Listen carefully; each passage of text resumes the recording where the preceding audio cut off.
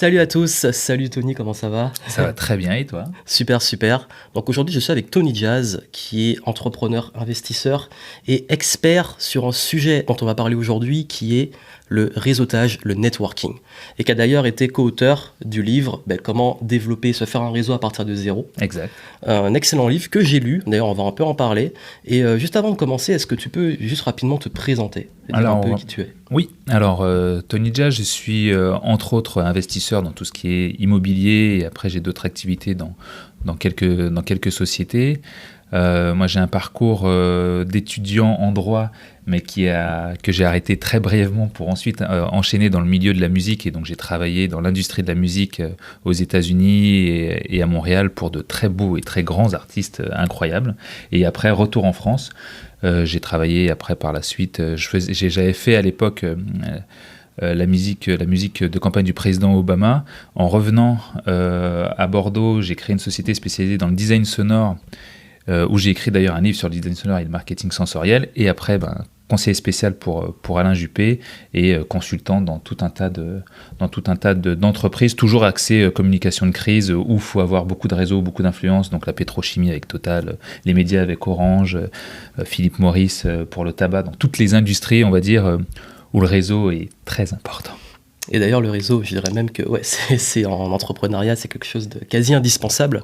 Et justement, en plus, tu as parlé d'Obama, tu as eu une belle surprise. D'ailleurs, on s'est connus il y a assez longtemps de ça. Il y a plus de 10 ans. Il y a plus de 10 ans. Et le moment où on s'est connus, nos chemins se sont un petit peu séparés justement par rapport à cette opportunité que tu as eu de travailler donc pour la campagne d'Obama, Ouais. design sonore.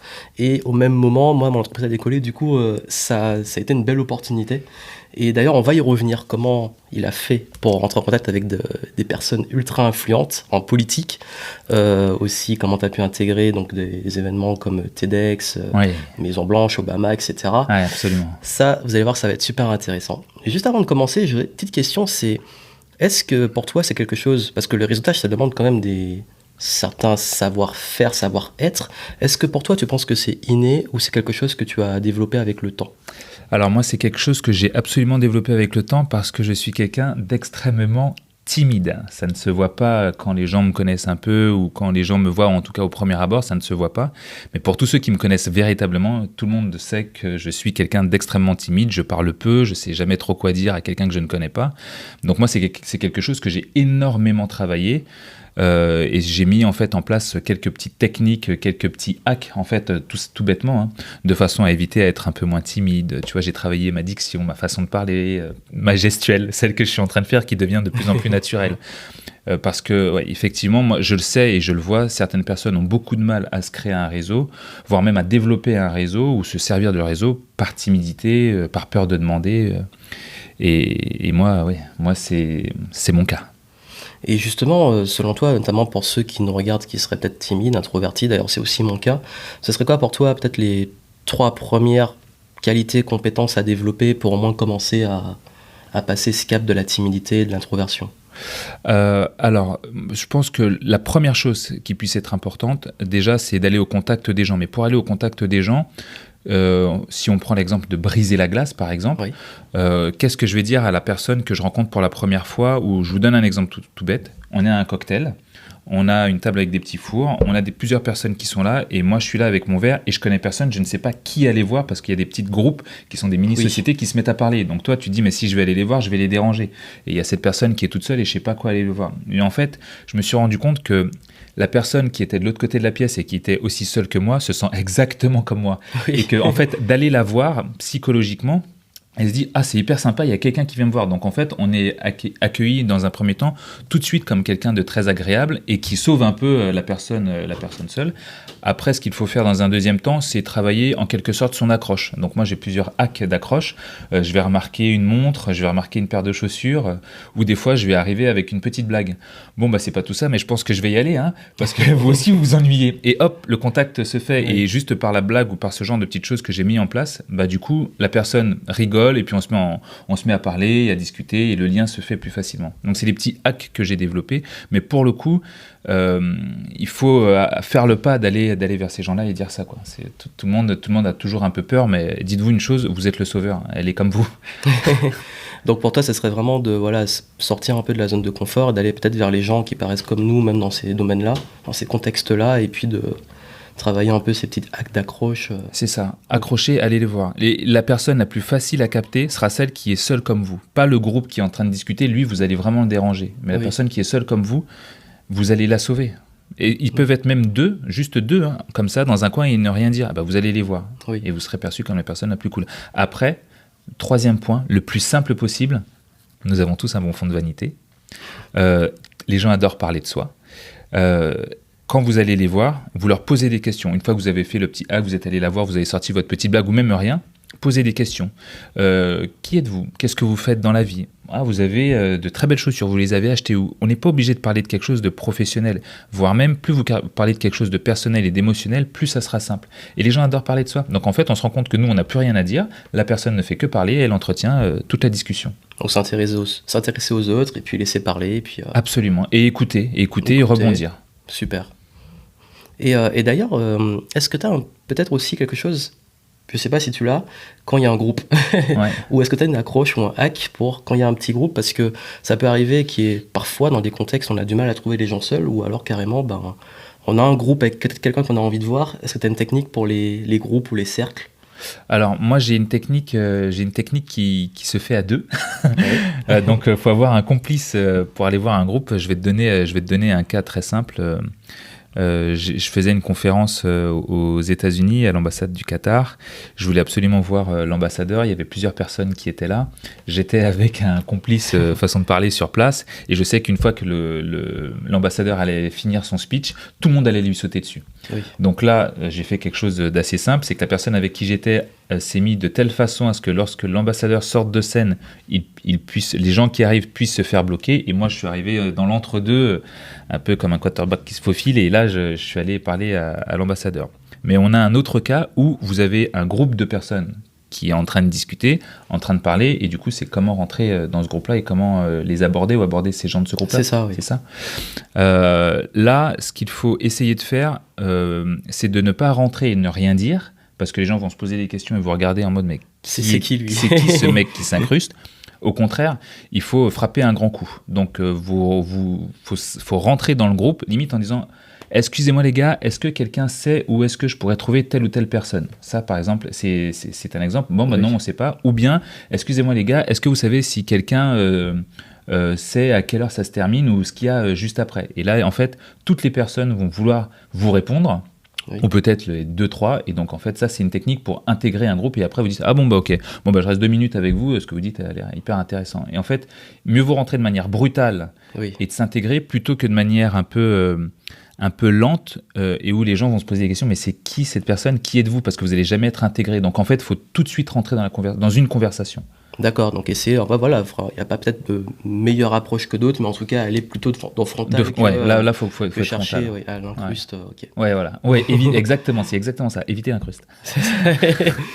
et d'ailleurs, puisqu'on parle d'incruste, de petites erreurs, est-ce que pour toi, c'est quoi la pire des choses à faire dans une démarche de réseautage ? Alors, la pire, la plus commune, celle que l'on voit tout le temps, celle que vous connaissez, celle que vous trouvez même le plus désagréable, elle est très simple. C'est la personne que tu ne connais ni d'Ève ni d'Adam, qui te dit bonjour, qui te serre la main, qui te dit voilà, je m'appelle un tel, je fais ça, voici ma carte de visite, je vends ça. Et en fait, elle vous laisse jamais en placer une, elle te donne d'entrée ta carte de visite, tu ne sais même pas qui elle est, après elle se présente, elle ne parle que d'elle. Et rappelez-vous de ce que j'ai dit tout à l'heure, les gens aiment parler de soi, donc mieux vaut que vous posiez des questions plutôt que vous racontiez votre vie. Et donc cette personne qui raconte sa vie, qui te dit ce qu'elle fait et qui ne t'écoute à aucun moment, ça c'est la pire erreur. Et après cette personne-là, elle finit généralement par « et vous faites quoi ?» Et bien toi, t'as plus envie de lui parler parce qu'en fait, il n'y a pas eu d'échange. Ça n'a été que dans un sens. Et donc, du coup, là, tu peux être sûr que tu te fais blacklister. Oui. Donc là, ne faites jamais cette erreur. Voilà, d'arriver un peu en mode bourrin et parler de soi, s'imposer en fait. S'imposer, voilà. D'accord. Et justement... Dans la démarche de réseautage, même quel que soit le contexte de réseautage, selon toi, parce qu'il y a peut-être, quand on pense réseau, on pense intérêt. Ouais. C'est-à-dire que si on est lucide, et d'ailleurs j'ai beaucoup aimé dans ton livre, il y a une approche un peu guerrière. Ouais. C'est-à-dire qu'il y a Très guerrier. beaucoup de références sur l'art de la guerre, sur les 48 lois du pouvoir, donc Robert Ouais. Greene, Sun Tzu et compagnie. Ouais. Et des stratégies, dont celle que tu as parlé pour coincer la Ouais. foule et tout. Et justement, comment arriver à... Parce que si on est, et il faut être lucide par moment, intéressé pour contacter une personne ou pour entrer dans un réseau, comment réussir à donner envie aux autres justement de s'intéresser à nous sans s'imposer, mais dans le sens, comment on arrive à carrément, si on veut la finalité, donner aux gens envie de nous aider. Ouais. Parce que si on est lucide, souvent quand on fait du réseau, c'est qu'il y a un intérêt derrière. Et comment on arrive stratégiquement à faire en sorte que les autres nous aident. Parce que c'est une question qui m'était souvent posée et qui, si on est lucide, qui est peut-être aussi, dans certains cas, la finalité. Ouais. Comment faire en sorte qu'on ait quelqu'un en face de nous qui soit intéressant, très intéressant, généralement aussi plus important, c'est-à-dire qu'il ait fait plus de choses ou qu'il ait plus de moyens ou qu'il ait plus de réseaux. Comment faire en sorte que cette personne puisse se dire vous êtes la personne dont j'ai besoin, ou vous êtes la personne avec qui j'ai envie de rester en contact, avec qui j'ai envie d'être ami même parfois. C'est très simple, et encore une fois, ce n'est que de la psychologie humaine. Dans le réseau, il y a une grande partie psychologique. Et quand on maîtrise cette psychologie, on se rend compte, en fait, on arrive à penser comme l'autre. Parce que généralement, on pense de soi envers les autres, mais en fait, on arrive à penser comme l'autre. C'est très simple. Je me dis, toi, tu es une personne que j'ai toujours voulu rencontrer, et donc je veux absolument travailler avec toi. Seulement moi, je ne suis soit qu'un petit entrepreneur, soit quelqu'un qui débute, soit peut-être même quelqu'un de trop jeune. Oui. Et donc, comment faire en sorte de te donner envie ? Hyper simple. Je vais aller te voir et je vais me placer en tant qu'étudiant, en tant que personne qui a envie d'apprendre. Donc la première chose que je vais dire, c'est, voilà, alors pas la peine d'être flatteur pour rien, du genre j'adore ce que vous faites, j'ai toujours voulu être comme vous. On peut le dire, c'est sympa, et la personne le recevra très bien, on a tous un bon fond de vanité, comme je disais, donc les gens accueillent ça très chaleureusement. Mais tout de suite, il faut aller sur autre chose. Donc en fait, là où il faut aller tout de suite, c'est, voilà, moi je débute telle activité, je fais ça, mais je ne suis pas là pour parler de moi, mais quelqu'un comme vous m'intéresse, j'aimerais que vous puissiez m'apprendre. Si je pouvais rester à vos côtés et voir comment vous faites, en gros, c'est une manière détournée de lui dire, je veux que vous puissiez être mon mentor. Oui. Apprenez-moi. Et les gens adorent ça. Les gens adorent enseigner. Les gens, pas tout le monde, mais aiment donner des leçons ou ce genre de choses. Et en fait, quand vous vous placez en tant qu'enseignant, en tant qu'élève, et que lui en tant qu'enseignant, eh bien, il est beaucoup plus facile d'obtenir des conseils. Lui dire, vous voyez, moi je suis en train de faire tel et tel projet, et j'adorerais avoir l'avis de quelqu'un comme vous sur ce que je suis en train de faire. Est-ce que vous m'accorderiez peut-être 10 minutes pour ça ? Invitez-le à déjeuner, invitez-le à dîner, invitez-le juste en lui disant, moi je vous paye un café ou je vous paye une bière, juste le temps de la bière, je vous expose ce que je suis en train de faire, et si je pouvais juste avoir votre avis, savoir ce que vous auriez fait à ma place. Les gens adorent, et je ne connais jamais personne à qui j'ai donné ce conseil qui a eu un refus de l'autre côté. Les gens adorent dire oui. Et la preuve, si moi je te dis ça, et je te dis, tout à l'heure on parlait de tout ce que tu es en train de faire, et je te disais, moi j'adorerais faire des interviews, ce genre de choses comme toi. Et quand je reçois ton marketing, je me dis, je trouve que tu le fais hyper bien et j'aimerais faire comme toi. Est-ce qu'il te... Bon, après, on a une relation ici amicale, mais est-ce qu'il te viendrait à l'idée, si moi je te dis, voilà, je veux apprendre ça, est-ce que tu pourrais me donner 10 minutes de ton temps, je t'offre une bière, tu me dis comment tu fais ? Tu refuserais, toi ? Non, c'est toujours agréable, en fait. C'est ça. Et d'ailleurs, même parfois des personnes qui viennent m'aborder, quand ils abordent comme ça donne envie. Exactement, ça donne envie. Oui. Voilà. Donc, voilà, il faut donner envie. Donc voilà, si vous voulez donner envie, quelqu'un vous aide, voilà. Vous avez l'astuce. C'est ça. Et justement, quand on arrive dans un domaine qui est parfois un peu, où il y a justement des leaders, on a sa position de débutant, on arrive, on est peut-être le petit ou le nouveau, et qu'il y a cette image de peut-être ce réseau déjà bien ancré de leaders, d'influenceurs, de personnes qui se connaissent déjà, qu'on est un petit peu nouveau et qu'on a envie de prendre sa place, notamment dans l'entrepreneuriat, qu'on arrive sur un marché ou qu'on arrive en tant qu'un nouvel influenceur dans un domaine, il y a déjà beaucoup d'influenceurs. Comment, selon toi, arriver à prendre sa place, mais dans le sens soi-même aussi d'appartenir à ce groupe. Ça peut être soit intégrer une élite, ça peut être soit intégrer un groupe ou simplement être reconnu qu'on est inconnu, alors qu'il y a déjà un réseau qui est fait. La meilleure histoire que je puisse vous raconter est celle de MySpace. Oui. MySpace, il y a très longtemps, était le réseau social par excellence. Moi, je m'en rappelle, j'étais monté à 20 000 followers sur MySpace. J'étais le roi du monde. En plus, avec la musique. Avec la musique. Et, mais du coup, il y avait des personnes qui montraient des MySpace sur tout et rien. Quand Facebook s'est lancé et a voulu se faire racheter, je ne me rappelle plus de la somme, mais c'était un truc ridicule, genre 3 millions ou un truc du genre, on a dit oh non, mais ce réseau il sera jamais bien grand. En fait, ce n'est pas parce qu'il y a un leader, ce n'est pas parce qu'il y a un monopole quelque part qu'un jour il n'y aura pas un nouveau qui pourra le détrôner. Ce nouveau peut être vous. L'autre meilleur exemple que je peux donner, c'est l'exemple de la calèche et de la voiture. Généralement, les gens le savent trop peu, mais en fait, la calèche a été inventée pour une chose très précise. Enfin non, la voiture a été inventée sur une chose très précise. C'est parce que la calèche posait quelques problèmes. Je vous raconte le problème dans une seconde. Avant Ford et ce système de travail à la chaîne, des gens ont essayé de faire des voitures. Oui. Voilà. Et en fait, ils ont essayé de faire des voitures parce que donc la calèche posait un problème, c'était un problème de pollution. Eh oui, ça paraît assez bizarre. Mais le crottin de cheval pollue dans le sens où à chaque fois que vous allez à un rendez-vous et que vous marchez sur un crottin de cheval, ce n'est jamais très agréable. Et donc, ça crée ce problème de pollution. Et ils ont inventé la voiture parce que la voiture, elle, ne polluait pas. Bon, maintenant, on a une autre vision de ça.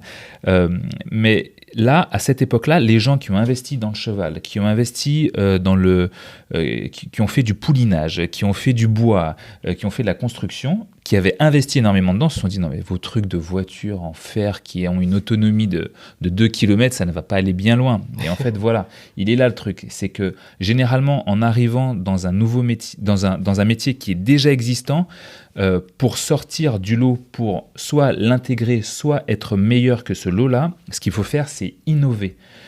Il est inutile, il ne faut pas... Enfin, on peut copier un système, faire exactement comme celui-ci, et puis on se mettra au rang ou en dessous des autres. Mais on n'arrivera jamais à être au-dessus.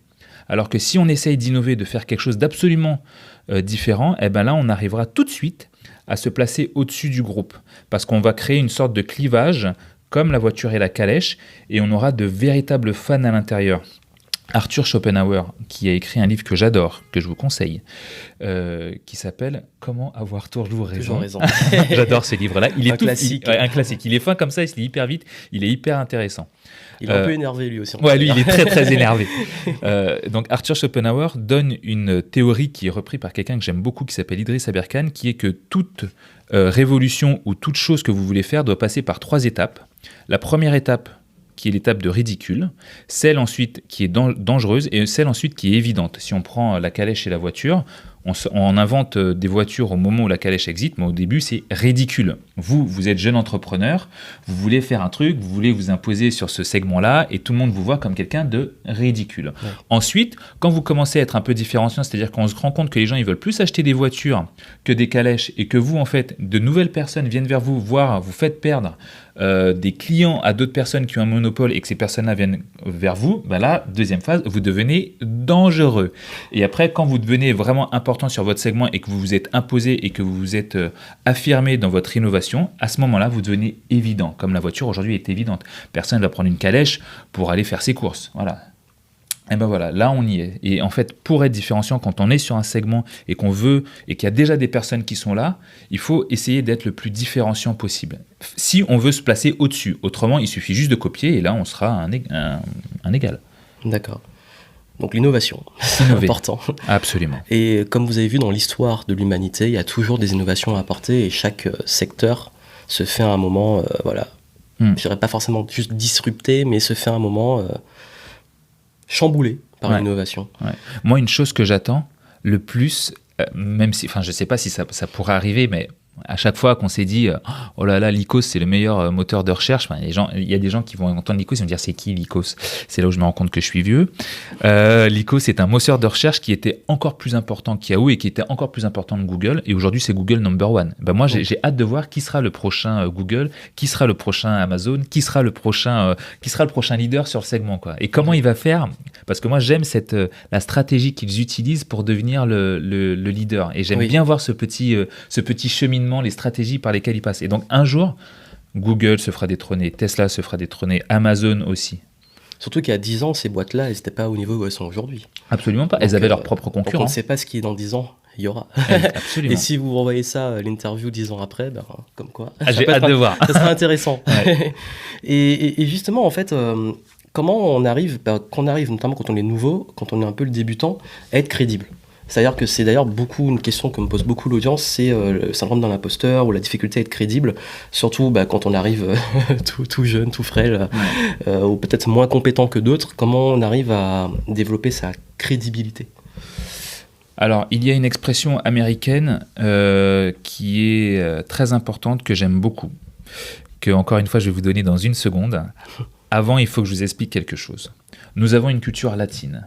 Notre culture latine, qu'on soit croyant ou pas croyant, ça n'a aucune importance. Notre culture latine nous a inculqué quelque chose. Je prends l'exemple des Français, des Français, des Portugais. Les Français, les Portugais et les Espagnols sont le meilleur exemple. Notre culture latine nous a empêchés ou nous empêche de dire moi je suis bon, moi je suis le meilleur, moi je suis hyper bon là-dedans, putain mais moi j'adore ce que je fais, je suis hyper bon, regardez comme je suis fort. On nous a empêché de faire ça dans notre culture latine. Si on regarde les Américains, ils sont pas du tout comme ça, ce sont les premiers à dire on est les rois du monde. Oui. Mais nous, notre culture latine nous a empêché de faire ça. Pourquoi ? Parce que dans l'histoire du monde, un Romain a crucifié un autre personnage de l'histoire en disant voilà, toi tu t'es pris pour Dieu, je vais te mettre sur une croix. Et en fait, c'est depuis là, et tous ceux qui ont cette culture-là, qui se sont fait après manger dans des... tous ceux qui étaient chrétiens ou autres, pour faire la référence, se sont fait manger dans des arènes, torturés par des gladiateurs ou bouffés par des lions. C'est-à-dire qu'on leur a appris, voilà, vous vous prenez pour Dieu, lui il s'est pris pour Dieu, on l'a crucifié, donc évidemment, donc du coup, en fait, de génération en génération, de passage en passage, qu'on soit catholique, chrétien ou peu importe, en fait, cette culture latine a fait son chemin. Et aujourd'hui, du coup, on comprend bien ce truc du, il faut surtout pas se montrer un peu trop fort, un peu trop bon, et il faut surtout pas le dire parce que c'est pas bien, d'accord ?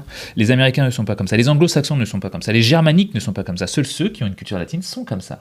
Donc déjà, il faut se débarrasser de cette culture-là. Voilà, parce qu'elle va vous empêcher, elle va vous donner ce que l'on appelle communément des pensées limitantes. Pensées limitantes.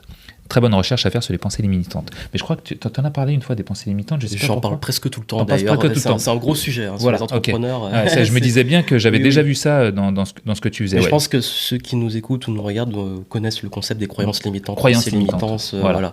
C'est un concept assez connu en droit personnel. Ouais. Et donc ça, il faut déjà s'enlever cette croyance limitante de la tête. Donc ça, c'est le premier chemin à faire. Maintenant, le deuxième chemin à faire, je reviens avec cette expression américaine dont je parlais tout à l'heure, c'est « fake it until you do it ». C'est-à-dire, fais semblant jusqu'à ce que ça soit vrai. Imaginons que tu aies envie d'être le sportif le plus reconnu dans ton secteur ou dans ton sport. Eh ben, entraîne-toi tous les jours. Quand tu vas à la salle, c'est comme si tu étais déjà champion du monde, quoi. C'était comme si tu étais déjà champion olympique. Tu es un jeune entrepreneur ou un infopreneur ou tu as envie d'être auteur, eh ben, écris tous les jours. Et quand les gens te demandent, c'est pas parce que tu as écrit tes premières lignes hier, mais quand les gens te demandent, ah ben moi je suis auteur. Il faut vous mettre dans la peau de celui qui est. Là, je donne mon propre exemple. Certains disent que j'ai une certaine crédibilité dans des choses, et donc ça, je l'accepte absolument, et c'est vrai, pour le coup, vous voyez, je n'ai aucune gêne à dire que je peux être bon ou reconnu dans certains secteurs, mais il y a d'autres secteurs que je suis en train d'attaquer, et je suis le plus newbie des plus newbies, quoi. C'est-à-dire que je suis un petit joueur, et je suis un petit joueur. Et pourtant, ça ne m'empêche pas de me présenter comme quelqu'un ayant fait le truc. Là, par exemple, je suis en train de m'intéresser à l'investissement, par exemple, sur des pierres précieuses ou sur des choses un petit peu plus rares, un petit peu plus élitistes. Eh ben, je me présente comme quelqu'un qui le fait déjà. Et en fait, psychologiquement, la personne en face se dit « Ah ok, donc même s'il débute, au moins il en est là. » Et en fait, c'est ça. Le secret, c'est là. Fake it until you do it. Faites semblant jusqu'à ce que ça soit vrai. Et les gens vont vous prendre au sérieux. Parce que si tu dis « Ah, bah, je suis un débutant, j'essaye de faire ce que je peux », les gens n'ont pas envie de fréquenter des gens qui ont cet état d'esprit, quoi.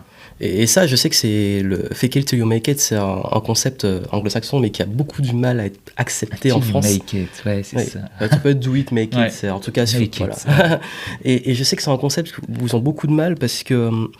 Parfois, on peut confondre avec le mensonge. Mais le but, c'est qu'on ne vous dit pas de mentir et prétendre être qui vous n'êtes pas.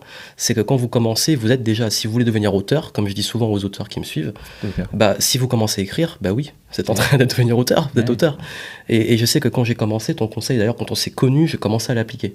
Ça veut dire que je voulais à la base être consultant et entrepreneur. J'avais déjà ma boîte, même si j'étais en auto-entreprise, mais j'avais déjà ma boîte et j'étais déjà entrepreneur. Et je me disais pas, j'étais le petit débutant qui commence. Et je disais, je suis consultant marketing et je suis entrepreneur et puis bientôt je pourrais voyager, etc.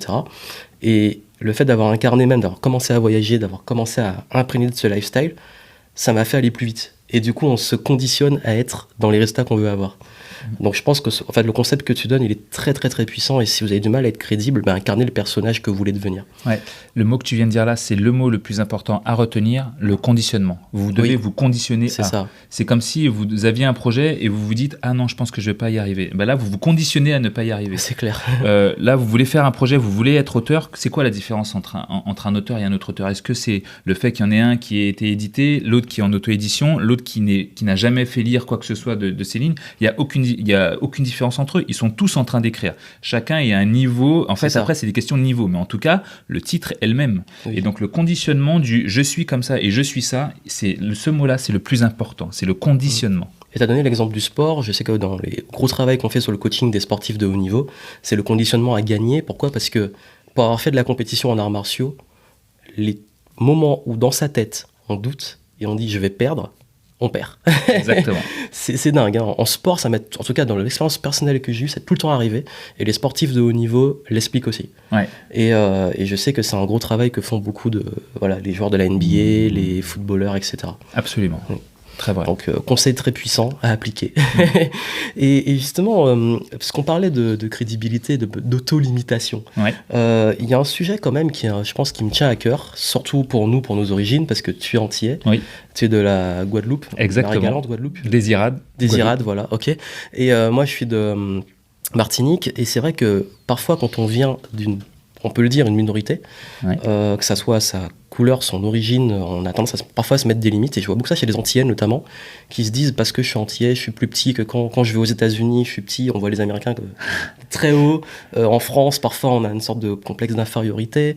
Je sais que le co-auteur aussi est franco-marocain. Exactement. Et il explique un passage sur le livre de cette chose-là, et on peut se dire parce que j'appartiens à telle catégorie, ou parce que j'ai telle couleur, ou parce que j'ai tel âge, quel que soit, parce que je suis une femme, parce que je suis ceci ou cela, on se met une limite. Toi, c'est quoi le conseil que tu auras à donner justement quand on a tendance à se dévaloriser par rapport à ses origines ou sa couleur ou peu importe, et réussir à passer ça et ne pas tomber peut-être, hélas, dans une victimisation, en fait, il faut le dire. Oui. Donc, parce qu'on peut se dire, oui, je peux pas faire un réseau parce que je suis noir, et que si je vais dans des cercles privés d'élite, comme je suis peut-être que de noir. Voilà, on peut se dire ça, parce que j'en connais qui disent ça. Donc, parfois à juste titre, parfois non, mais en tout cas, toi, comment tu vois ça ? Alors, pour revenir juste sur la fin, sur certaines strates de société, on se rend aussi vite compte que l'argent n'a pas de couleur, et donc après, ta couleur n'a plus aucune importance à un certain niveau. C'est très fort, c'est que on dit souvent que c'est la couleur de peau, mais en fait, c'est la couleur de la carte de crédit. Oui, si elle est c'est ça. Dorée, black... c'est ça. Non, plus elle est foncée, plus t'es important. Voilà. C'est ça. Donc là, déjà, on a un bon point, mais après, effectivement, le truc, c'est que quand on fait partie d'une minorité, c'est beaucoup plus compliqué. La chose que beaucoup de personnes oublient, lorsqu'on fait un petit passage, un petit focus là par exemple, et c'est très bien de le faire sur les minorités, c'est que généralement là on va avoir des personnes qui vont avancer comme ça et qui vont dire ouais, mais moi ça ne me concerne pas. En fait ça vous concerne, je vais vous expliquer pourquoi. Vous pouvez être un homme dans un cercle de femmes, et donc du coup vous devenez une minorité. Vous pouvez, après ça peut être une question de genre, ça peut être une question d'âge, vous êtes le plus jeune, ce sont les plus vieux, ou bien vous êtes le plus vieux et c'est un groupe de jeunes.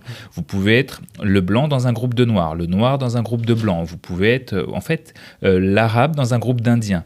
En fait, on se rend vite compte qu'on fait tous en réalité partie d'une minorité. Dans tout contexte, on peut devenir la minorité. En tout contexte, on peut devenir la minorité.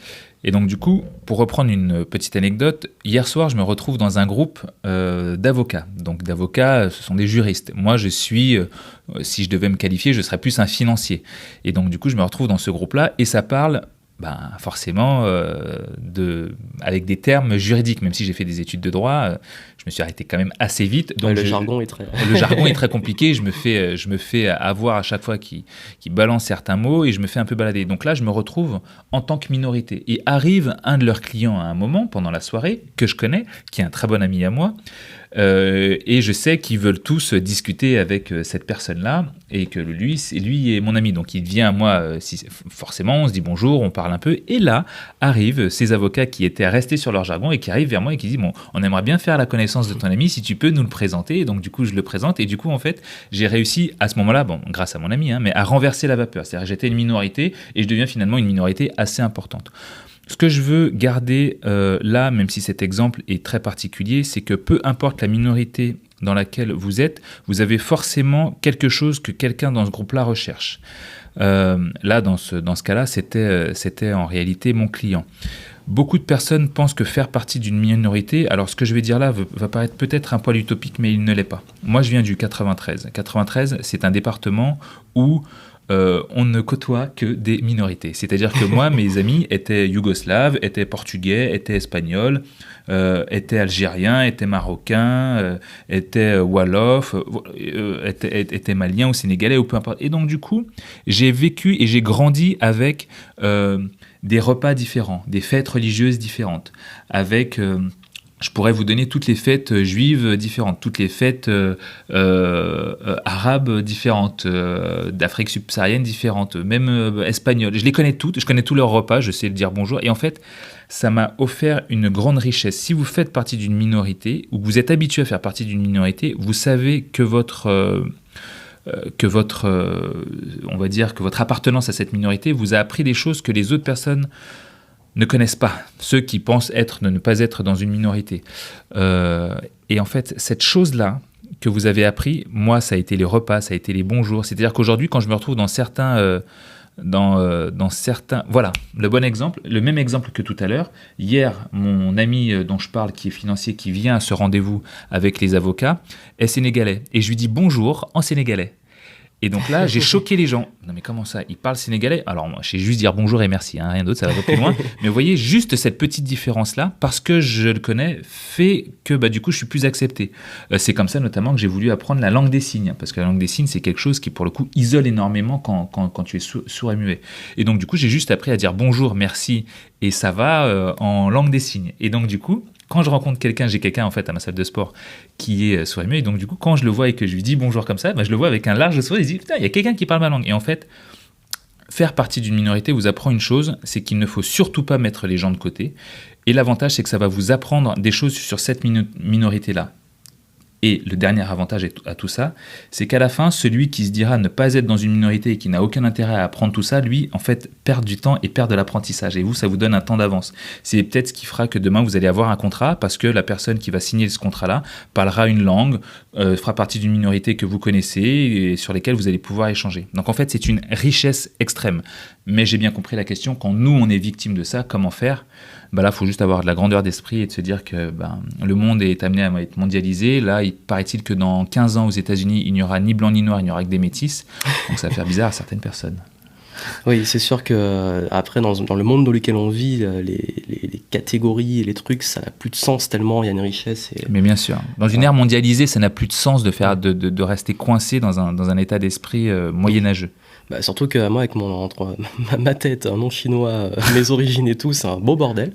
Mais c'est aussi, comme tu dis, une richesse. Et c'est ça qui est génial, c'est que d'ailleurs, même mon nom peut être un brise-glace. Donc comme quoi... Ouais. Ah oui, mais c'est ça, exactement, mais absolument. Surtout que tu as un nom chinois, ça, oui, c'est vrai que ça, c'est particulier. Bon, en ce moment, c'est pas top avec le coronavirus, mais... Ouais. Mais justement, ma tête me... Enfin bon, tête se sauve pour le coup. C'est d'autres sujets, mais des anecdotes comme ça, mais c'est marrant. Ouais. Mais en tout cas, ouais, j'aime bien ta réponse et le fait que finalement, c'est aussi une richesse et parfois un état d'esprit quand on le vit qui fait qu'on peut l'utiliser comme force. Et donc parfois, les faiblesses, tournez-les comme des forces. Absolument. Et même si dans certains contextes ça peut être plus dur, ce seront vos forces qui vont permettre d'aller plus loin. Donc, exactement. Et comment on fait justement, puisqu'on parle de différences, et on va attaquer le gros, c'est si on veut, même si on est en posture justement de débutant, de minorité ou peu importe, qu'on veut contacter des gens ultra influents ou difficiles d'accès. Pour toi, c'est quoi la meilleure façon d'avoir des gens difficiles d'accès? Et est-ce que tu pourrais aussi, avant ou après, parler de ton expérience avec Obama? Absolument. Alors, je peux parler de mon expérience avec Obama, mon expérience avec l'ancien Premier ministre Alain Juppé. Alors, si je parlais de ces deux expériences-là, certaines personnes se diront oui, mais bon, il a eu de la chance et c'était le 1 sur 4 millions et il a été le 1 sur 4 millions. Mais en réalité, par la suite, je l'explique tout à l'heure, on parlait des TEDx et j'ai fait un TEDx où j'explique comment j'arrive à contacter des gens et faire en sorte que ces gens-là aient envie de travailler avec moi. Toujours le même système et toujours le même principe. la première chose, c'est avoir de l'information. Vous devez avoir de l'information sur ces gens-là, c'est-à-dire aller récupérer de l'information. Tapez sur Internet, renseignez-vous auprès des personnes qui travaillent avec eux ou qui les ont côtoyés. Et si vous n'arrivez pas à avoir accès à ces deux choses-là, je vous assure que Facebook, Instagram et Google sont des outils extraordinaires pour avoir de l'information cachée en quelque sorte, sur lequel vous pouvez rebondir. Ça, c'est la première chose. La deuxième chose, c'est celle que je disais tout à l'heure, ces gens qui sont importants ou influents ou avec qui tout le monde a envie de travailler, là, c'est l'aspect psychologique. Il faut vous dire que ces gens-là, les autres gens qui ont envie de travailler avec eux, ces gens importants-là, personne ne les contacte. Pourquoi ? Parce que tout le monde a peur d'eux. Oui.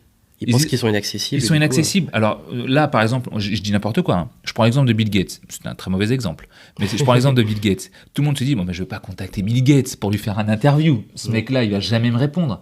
Et c'est là où il te répond.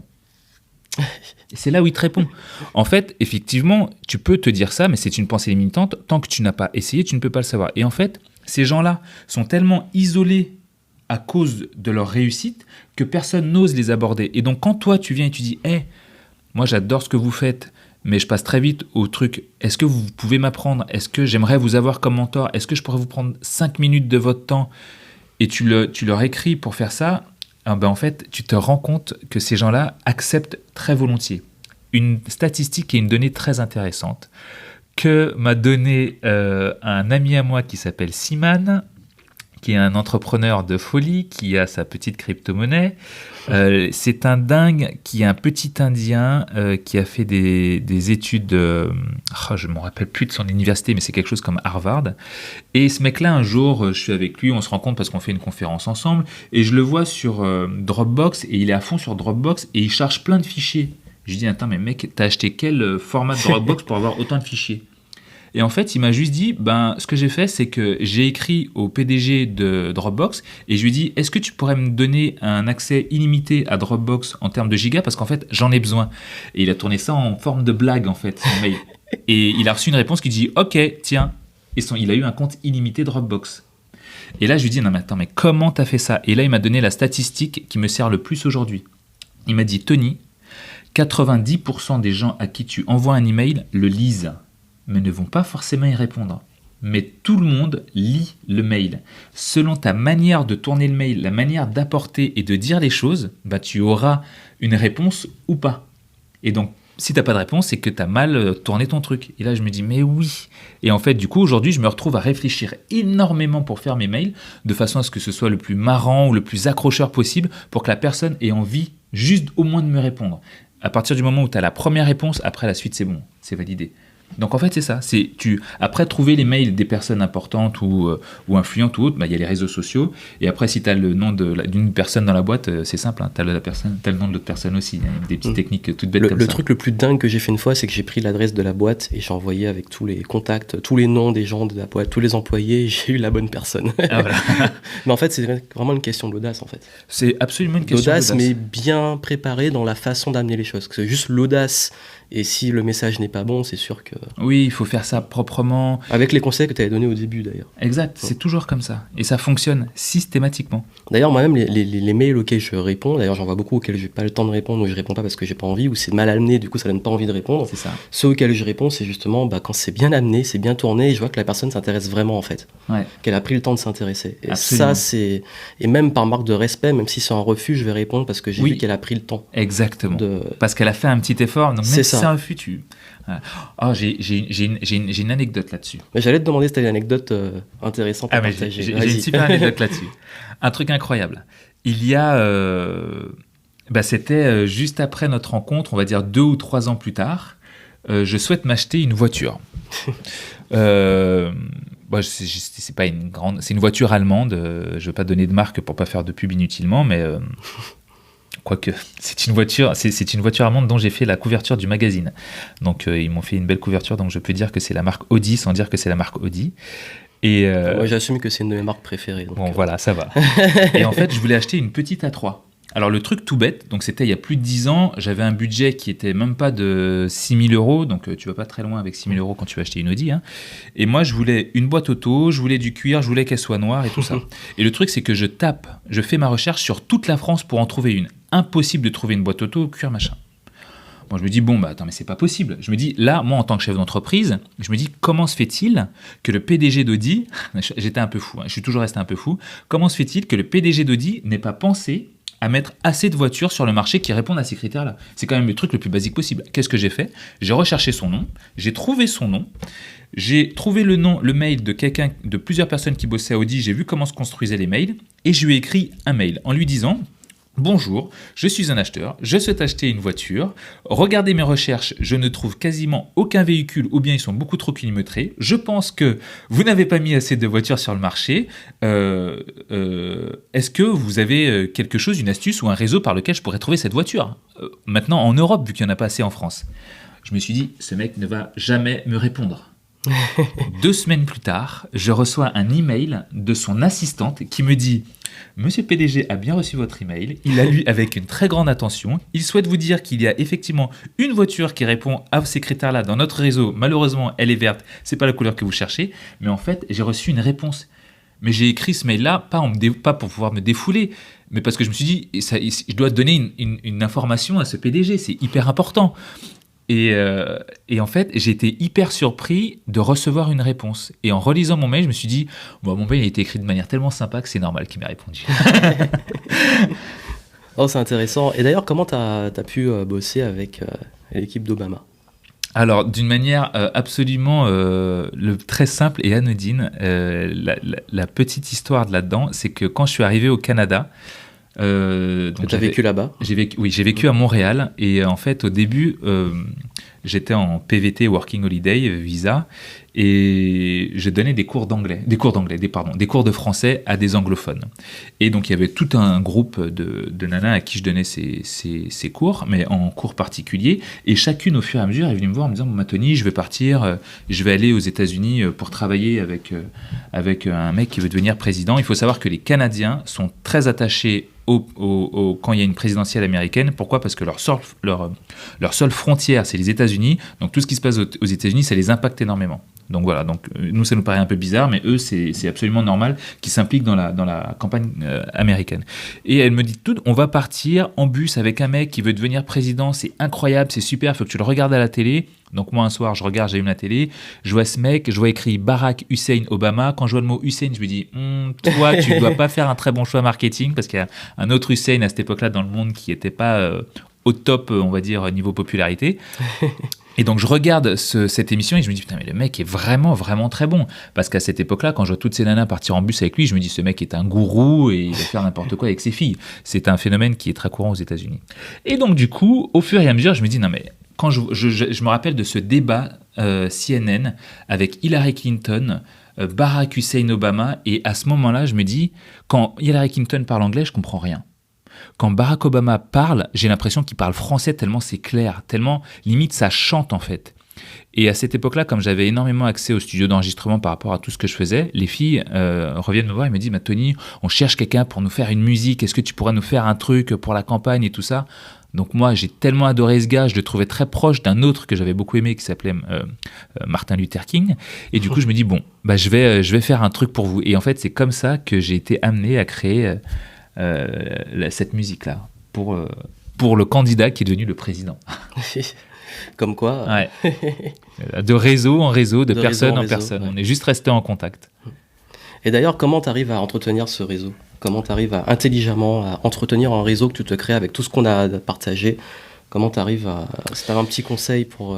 Ouais, alors le premier conseil que je pourrais donner pour entretenir ce réseau, bon, il est double et il est même, je pourrais même parler de façon intéressée. Bon, c'est un peu, des fois, c'est un peu le problème qu'ont les gens avec le réseau, c'est qu'ils se disent: oui, mais on va montrer qu'on est intéressé, qu'on est là que par intérêt. Donc, vous voyez, il y a beaucoup de personnes qui disent ça. Il faut se dire que quand on parle de réseau, on ne parle pas de famille.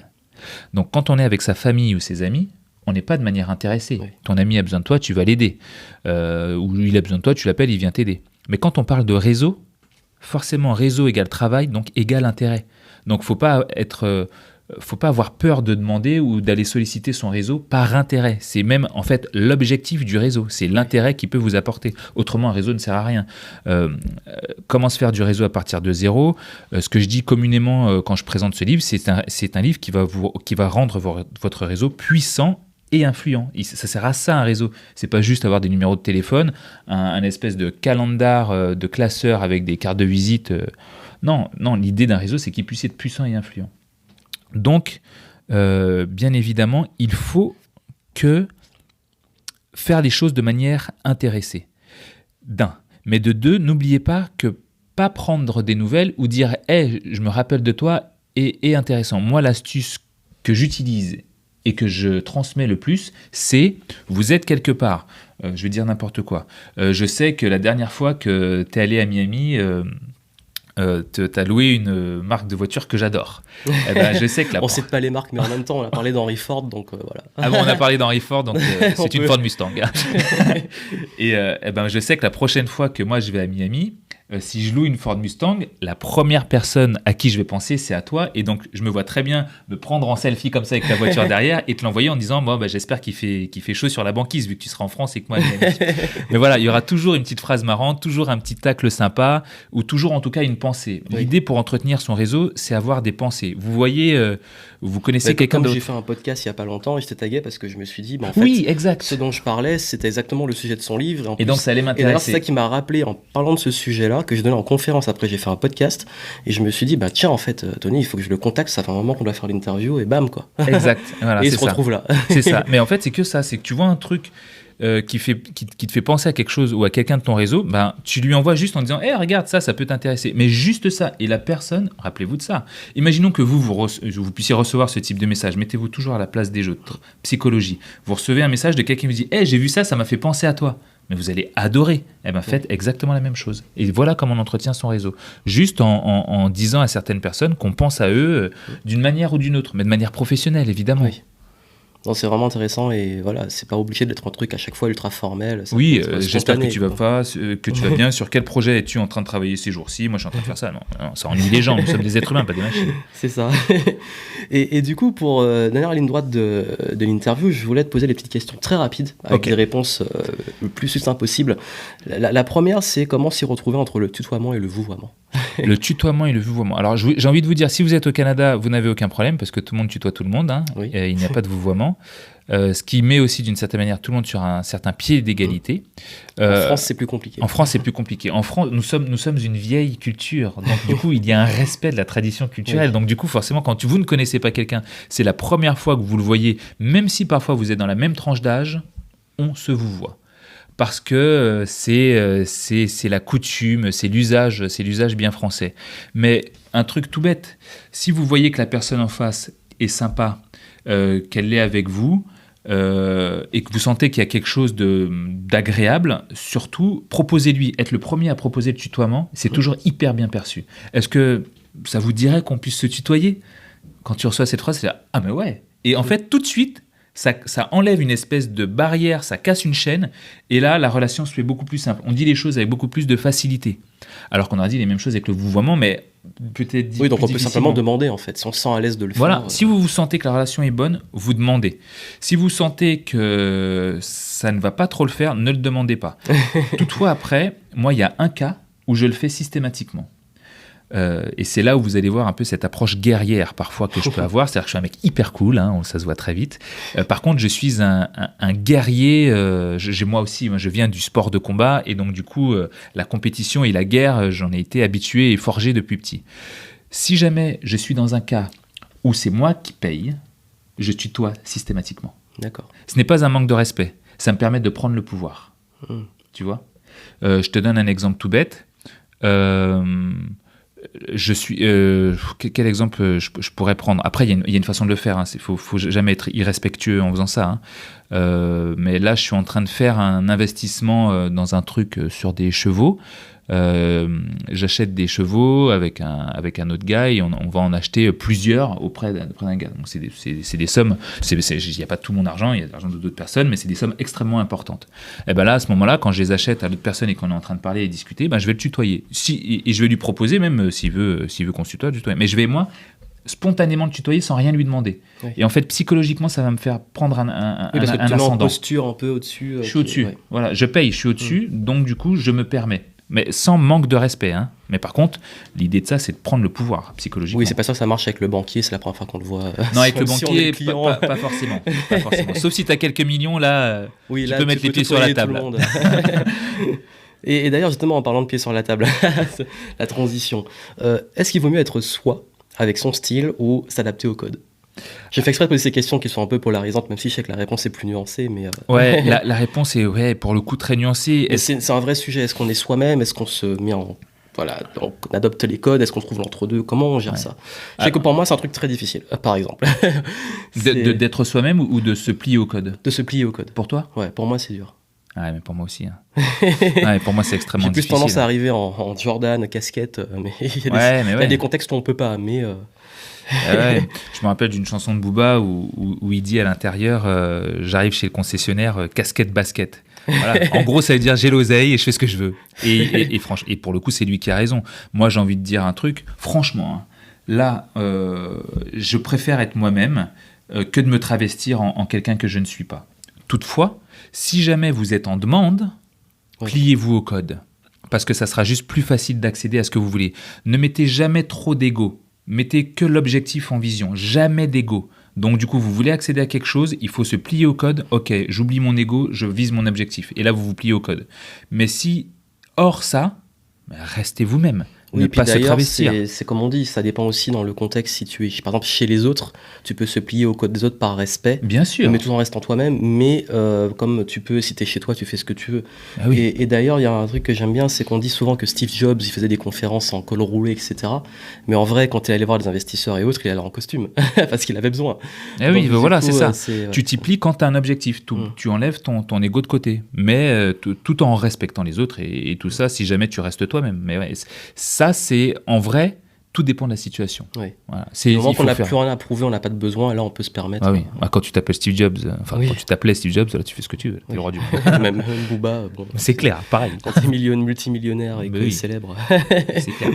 Et justement, bah, c'est quoi peut-être ton plus grand modèle, ton mentor? Est-ce que tu as quelqu'un que tu admires vraiment beaucoup, à part Obama? À part Obama, quelqu'un que j'admire vraiment beaucoup, en vrai, il y a plusieurs personnes. Ouais. Bah, des modèles comme ça qui te viennent. Des modèles qui me viennent, alors je vais te donner, ça va faire très minet de dire ça, mais en vrai, mais c'est un pur modèle, c'est ma mère. Ma mère Ouais. m'a appris énormément de choses. Ma façon de penser, d'être un peu hustler, d'être agile et un peu caméléon, c'est ma mère qui m'a vraiment appris à faire ça. Donc c'est mon premier modèle, parce qu'en fait, je l'ai observé faire dans son travail, j'ai dit, ah ouais, je veux être ça. Tu vois, c'est vraiment ça. Après, j'aime beaucoup l'esprit guerrier, tu vois. Par exemple, j'ai fait beaucoup de boxe pendant des années, donc quelqu'un comme Mike Tyson ou Mohamed Ali, dans Ouais. sa façon de dire « je suis le meilleur, je suis bon, fake it until you make it », tu vois, tout ça, Oui. tous ces modèles-là, c'est des gens que j'ai beaucoup appréciés. Après, dans le travail, il y a des gens que j'ai plus ou moins... Je ne veux pas dire copier, mais dont j'ai utilisé la manière de faire. Je parlais de Booba tout à l'heure, c'est un excellent exemple. Beaucoup de personnes détestent Booba, mais est-ce que vous saviez qu'il était étudié à Harvard sur son système entrepreneurial? Est-ce que vous saviez qu'il avait... C'est un businessman. Hein, c'est un businessman, qu'il avait sa chaîne télé, son propre média, sa marque de vêtements, sa Il met marque en avant d'alcool. aussi, il a propulsé des jeunes rappeurs. Il Qu'aujourd'hui, propulse des il clash. personnes. Ouais, voilà. Mais c'est ça, en fait. Et du coup, je me rends compte, ah, ok, ce mec-là, il a diversifié son truc. Oui. Ce mec-là, il a compris l'importance des médias, l'importance d'avoir son propre média pour qu'on puisse parler de ça. Et du fait de ça, je me dis, ok, d'accord, donc il faut que je fasse des choses comme ça. Alors, l'idée n'est pas de copier, mais de s'inspirer. Oui, c'est sûr, un mentor, c'est un modèle, c'est une C'est ça. inspiration, on prend ce qu'on a à apprendre. Exactement. Et est-ce que tu as très rapidement une anecdote de gros fail de réseautage? Un moment où tu as vraiment fait une connerie, ou tu as peut-être un échec dans le domaine du réseau, un truc Ah que tu as ouais. mal fait. Ah, franchement, il y en a plein. Il y en a. Celle qui te vient, qui est la plus forte, et qui pourrait bien illustrer tout ce qu'on a vu.